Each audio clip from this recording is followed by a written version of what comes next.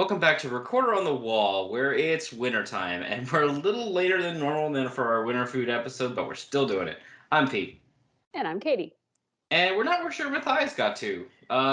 If he comes on, great. If not, we're just gonna continue on.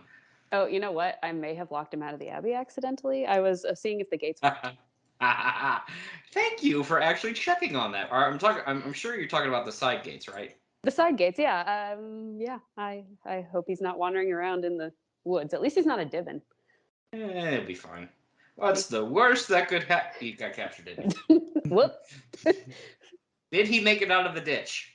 That's my biggest question. Yes. Well, we'll find out when we talk to him next. Indeed. So, if you've never listened to any of our food episodes before, this is where we just take a brief break and we have some fun. We cook some food directly in the Redwall cookbook, or at least inspired by it in nearby cookbooks, and we just gonna share recipes and stories. So, this is gonna be a shorter than normal episodes, as most of our food episodes are, because I only have one thing I cooked this time. I have one But and a half fish because I did one, but then I had one earlier that I could also talk about because it's Redwall related. Easy for me to say. And again, if you've never paid attention to our previous food episodes, well, wait, go listen to them. Are you back? Welcome back. Yes. But yes, it has been we did talk about this last Winter Food episode. I finally got the Redwall cookbook, because previous to that, I've been using primarily the Game of Thrones cookbook. But this Isn't it charming though? It is. We did the story last Winter Food, so we can't get into it. But for those of you who missed that last episode, here's the short version. The Red Wolf cookbook is again illustrated by our favorite picture book artist, Christopher Denise, and the story portions are by Brian, and it just follows. It's between Matameo and between Redwall and Matameo rather, and it follows the abbot who abbot around, as well as the main Redwallers and our pirate skipper, and they go through all 4 seasons with recipes for those specific seasons. And Sister Pansy is a what is it? Not original character, but like a exclusive character to the cookbook, and doesn't she become the new friar? Like Hugo is like, congratulations, you're the friar now. This is a test of your cooking skills or something. I think so. Sister Pansy's OC, no copyright, no steal.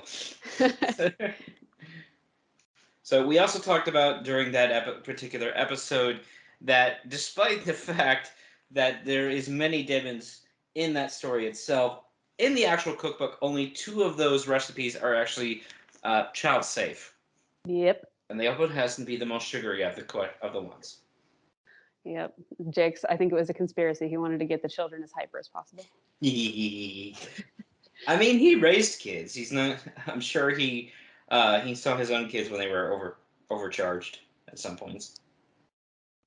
Yep, it's still a little joke that he wanted to play, apparently. Getting to what I made, and I did pull from the Redwall cookbook this time, but not the winter section. Yeah, I didn't do it at all, so you're doing better than me. This time I pulled from the Spiced Gatehouse Tea Bread. Now, in story here, the abbot is basically watching Sister Pansy at help.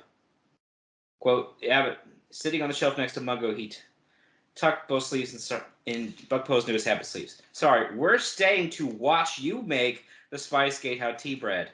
More candy chestnuts, please, Sister Pansy. Okay, if you're not going to help, get out of the kitchen. Hashtag little red hen. If you hadn't made the joke, I would have. But yes, especially in this, like, an industrial operation like Redwall would have to be to feed that many mouths. If it's literally, and someone who's worked in food service, the only reason to be in the kitchen is if you're helping making something. Yes. The better thing is to stay out of everyone's way and do something else to help them. So the fact that Father Abbott is sitting in his breaking this rule and teaching Dibbins to do it, Father, we need to talk. Yes, we do. So the Spice Gatehouse tea bread.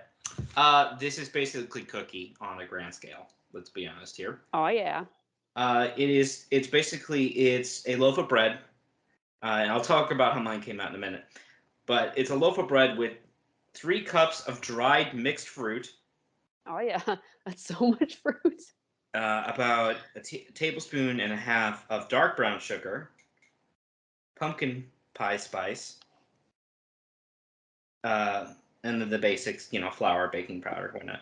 The only thing I didn't have for this the original recipe is that it does differentiate between whole wheat flour and all-purpose flour.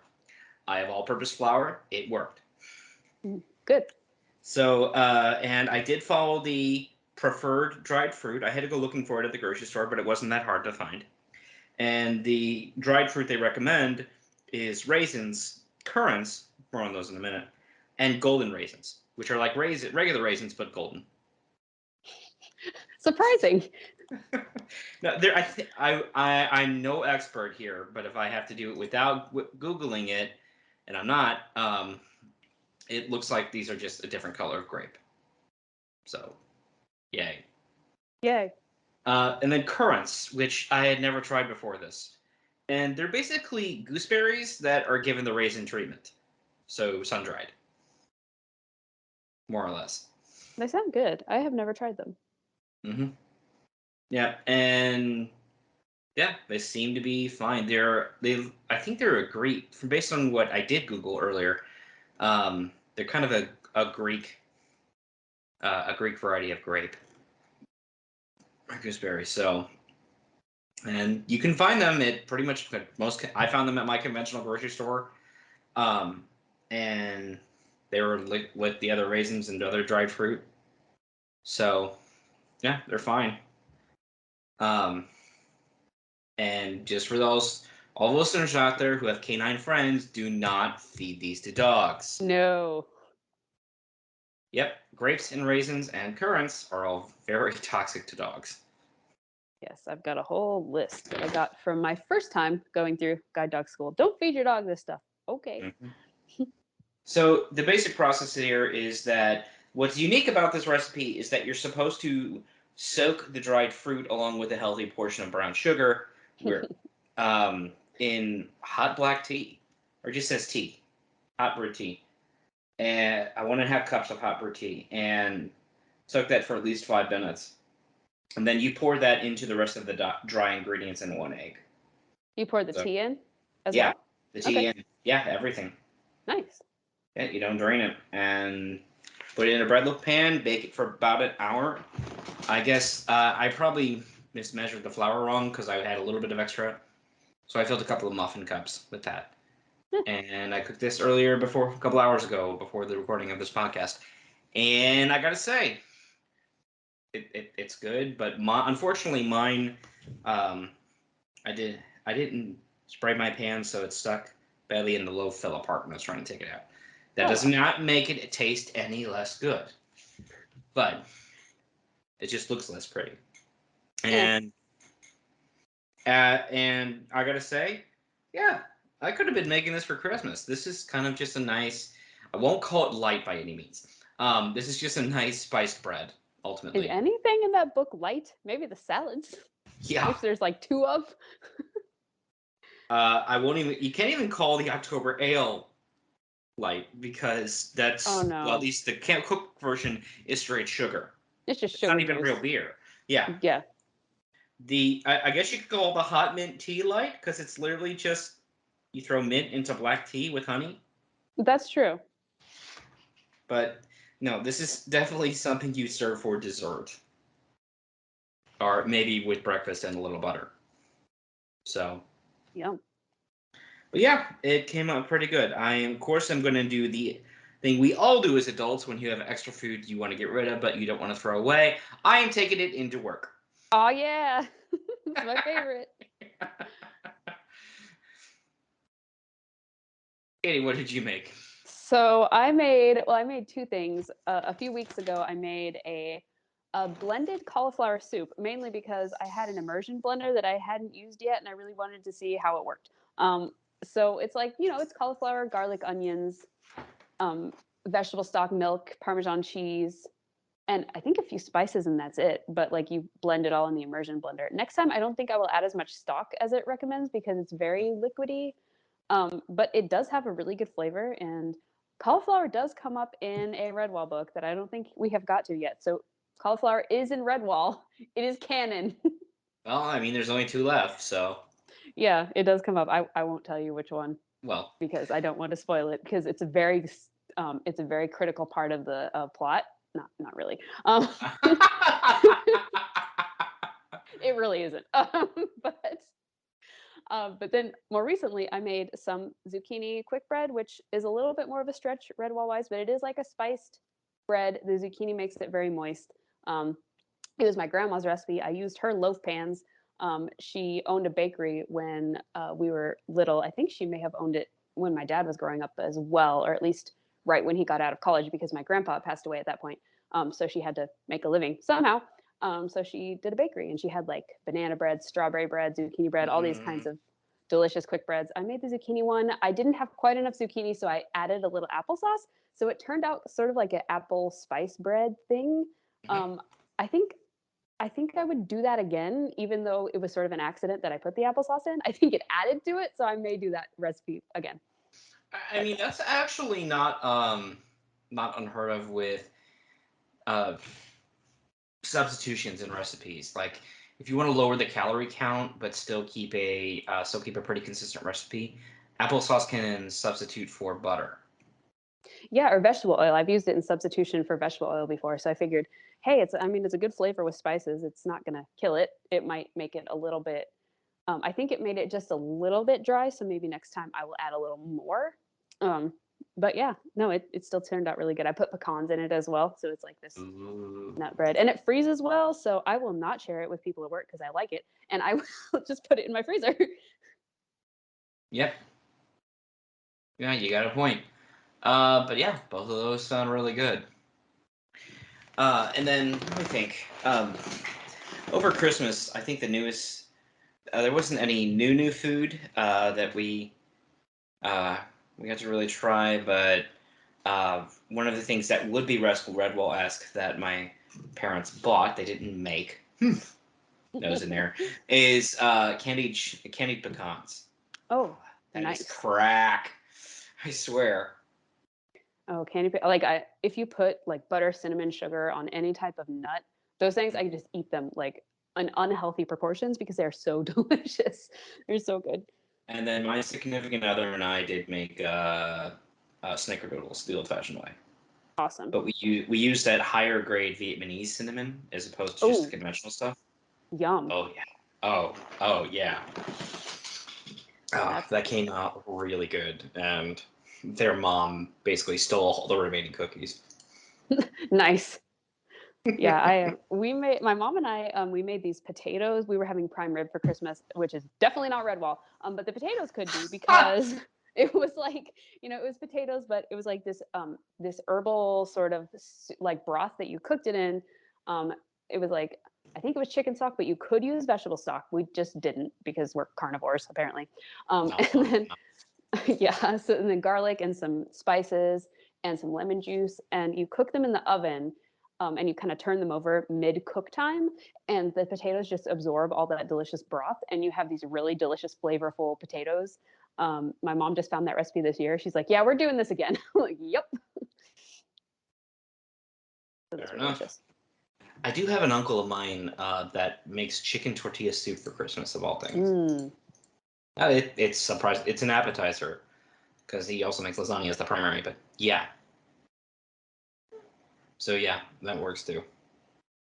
Yeah. What And else? and then Redwall. I for made salmon yesterday. That's sort of ooh, Redwall-ish. It's fish. yeah, yeah, that's. And then for New Year's, I did nothing because Woo! that's my New Year's. No, I don't like this holiday. I mean, mostly because in my 20s, everybody made me the designated driver because I don't drink very fast. And so Mm. I have to now be the chaperone and make sure they don't do something stupid while, fireworks are going off. That doesn't sound fun. Yeah, so I kind of got over it a while ago, and most of my New Year's have been Hey, if anything, I have a couple of friends. Hey, let's come over and watch really bad movies. Make That's fun of them, yeah. and you will stay the night, and that's it. So yeah. So, you have anything else to add, or before we? I don't think so. I didn't really Okay. make that much Redwall type food lately. And now let's hear what Matthias made for this winter food episode. Matthias? Hello everyone, Matthias here. My apologies, I couldn't be present with Pete and Katie as they talked about their dishes, but I shall share mine. I had tea time. Uh, had a lovely cup of mint tea and some shortbread cookies. And before anyone says anything, there in the Redwall cookbook there is a Gausum shortbread recipe. So shortbread cookies are about as close as I can get to legitimate Redwall cookies because, well, they didn't make cookies in Redwall. Come on, Brian, what are you doing? Cookies are amazing. Anyway, I had, it wasn't homemade, it was from a tea bag, Bigelow Mint Medley Herbal Tea. Uh, from the back of the packaging, the ingredients are peppermint leaves, spearmint leaves, rose hips, lemon peel, and hibiscus. I'm struggling to remember if there was lemon mentioned or like any citrus fruit at all. Might have been, I don't know. We can justify it by saying, yeah, it exists in the universe, just never mentioned because how else did Gibwell's crew avoid scurvy? I don't know. Shrug. Uh, so I steeped my tea probably far longer than I should have, but no harm done.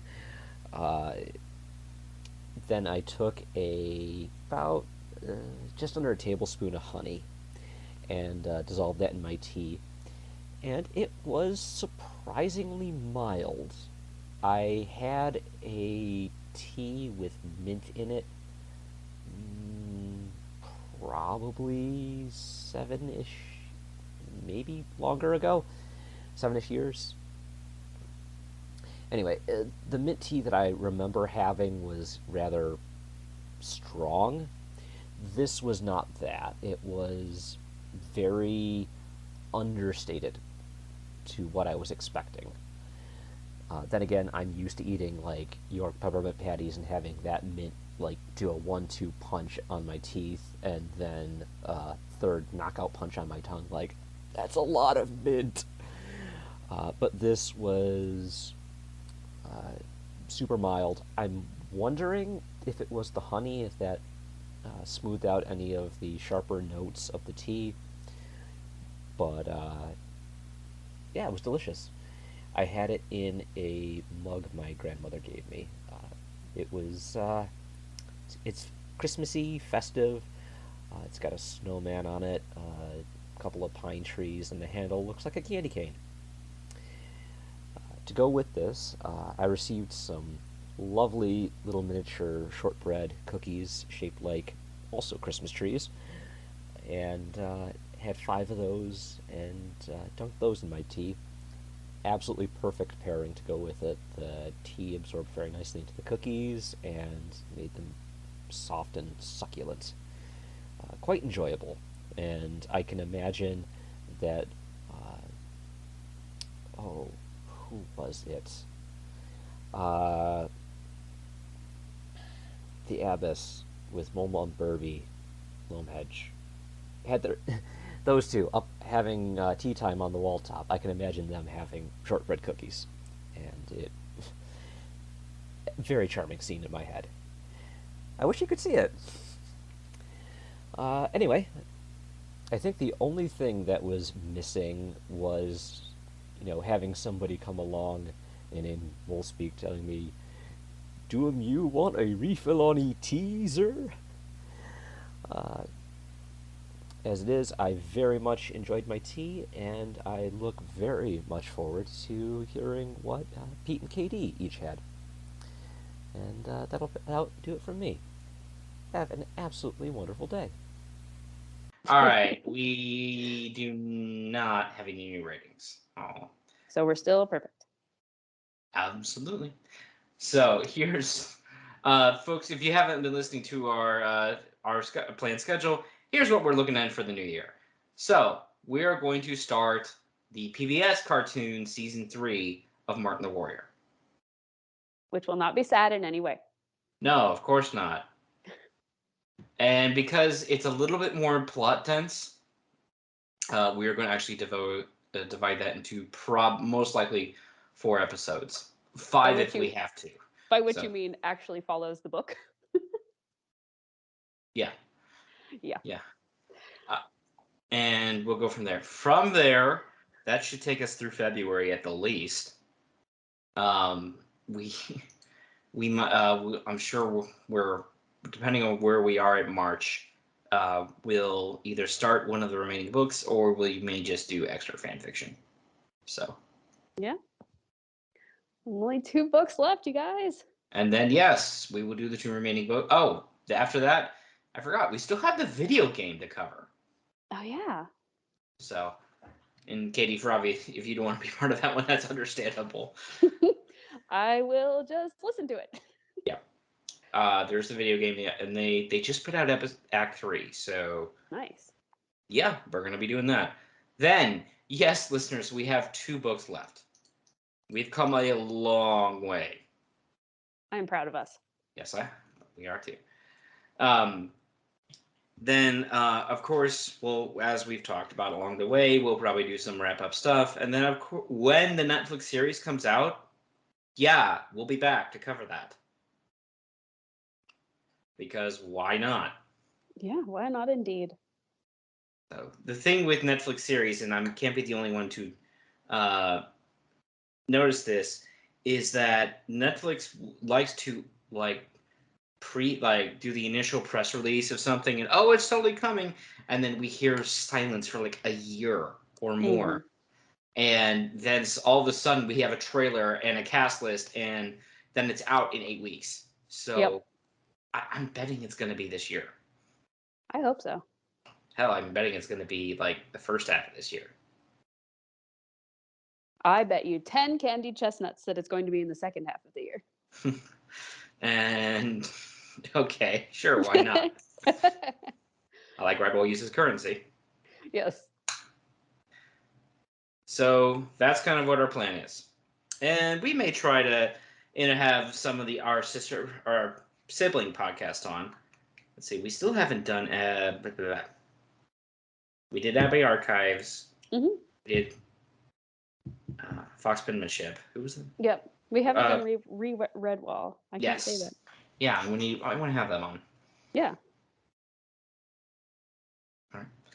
So that being said, you can find us at recorderonthewall.com. Our Twitter is at rotwpod@gmail.com. That would be our email. That would be our email. Yes. As soon as I stop saying it, I'm like, ah. That's okay. Just take the @gmail.com off, and that's our Twitter. And yes, rotwpod. And well, I won't. This won't be on air, but Ray Rudwall just reached out to us to have us on a feast episode. Oh. So yeah, it'll be on their show, but we'll have to get them have them on for fan fiction. Yes. Yeah. No spoilers. You can find us on Reddit's Argulalia. You can find us on the Red Bull forums. And yeah, we'll go from there. And we're on the podcasting platforms of Spotify. What are the other ones called? Apple Podcasts, YouTube Podcasts, or whatever it is these days, and Spotify. It's been a while. So we'll go from there. All right. Till then, I'm Pete. And I'm Katie. And we'll see you next time, folks. Bye.